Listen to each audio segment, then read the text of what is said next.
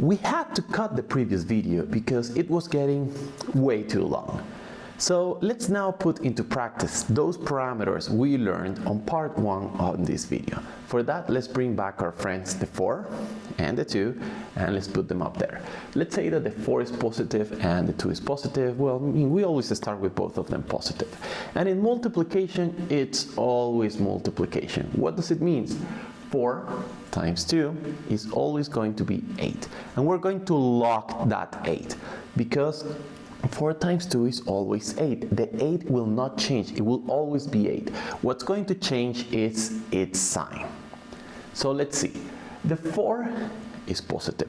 We don't care anymore that it is a 4. We already used the 4. 4 times 2 equals 8. We no longer care about the 4. We just care about its sign. And its sign is a positive. Similarly, with the 2, which is also positive, we don't care about the 2 anymore. 4 times 2 is already 8. We just care about its sign, which is a positive.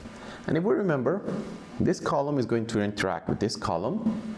And positives cannot change the sign. So this remains positive. It means our answer is positive. What if we change the signs?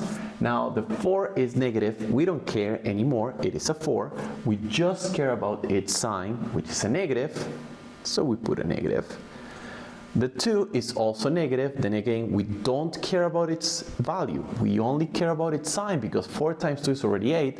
So since the 2 is negative, we put another negative. The negatives can change the sign, and they are always going to do that. So this negative changes to a positive. Our answer remains positive. So now let's only change the sign of the 4. The 4 is positive, so we have a positive. The 2 is negative, we have a negative. Positives cannot change, so our answer is now negative. And finally, let's do with the negative 4 and positive 2. The 4 is a negative. The 2 is a positive. Negatives always change the sign. So now this is a negative and our answer stays negative. So let's summarize what happened. When the 4 was positive and the 2 was positive, the answer was positive. When the 4 was negative and the 2 was negative, the answer was positive. When the 4 was positive and the 2 was negative, the answer was negative. And look at this, even though the 4 is bigger, the answer is still negative. It was the sums and subtractions that the bigger number mattered on deciding what sign it was. In multiplications, it only matters that this positive couldn't change this negative.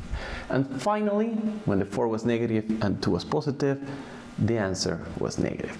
And these are the rules of signs and multiplications, which are very similar as the way we apply them on division.